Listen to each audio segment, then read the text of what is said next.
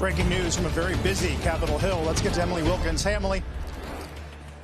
Hey, Carl. Well, yeah, Trump has been meeting with Republicans for almost an hour now, talking about this big mega tax bill that he's trying to get passed. And we have a few more details about what those conversations were like. Trump's main message for those in the room was to get unified, get on board, and get this bill passed. He says he is tired of grandstanding, that he wants to move forward. And that included a couple specific provisions that have proven to be sticking points. SALT, those state and local caps.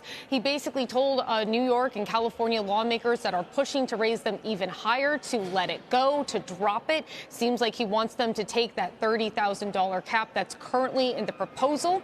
He also had a message to fiscal hawks, specifically those who were looking for further cuts on Medicaid. Trump says that he wants to, of course, cut waste, fraud, and abuse, but he specifically told lawmakers to don't. And then he dropped an F-bomb and then said, do anything with Medicaid. So very passionate, very fiery language there. Clearly, the president was fired up heading into this meeting. Right before he entered with lawmakers, he told reporters that he, again, needed Republicans to fall in line, and even called out Congressman Thomas Massie, who, if you'll remember, has opposed a number of these major bills in the past. Listen to what Trump had to say. I don't think Thomas Massie understands government.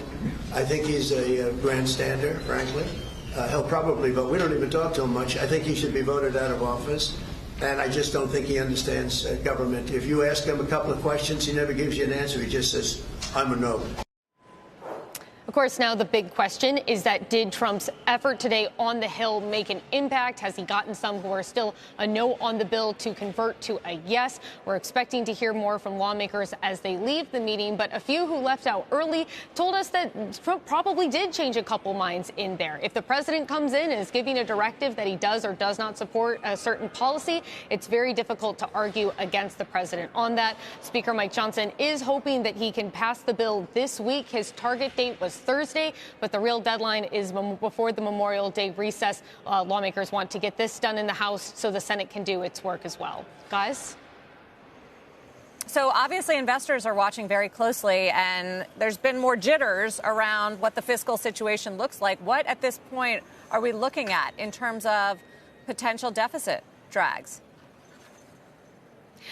Sarah, that's a really great question. We're still waiting for the official estimate to come out, but a number of other groups have looked at this bill, and most of the estimates I see suggest that it's going to add a little north of $3 trillion to the deficit when all is said and done.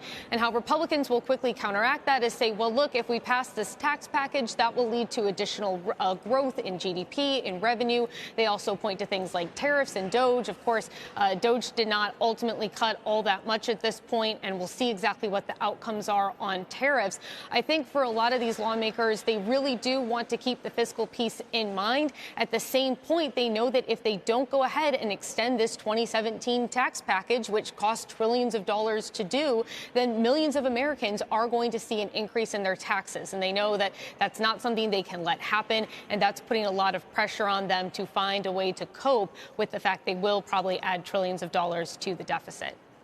Yeah, and a bunch of promises on top of the renewal of the 2017 bill, too. Emily, thanks very much.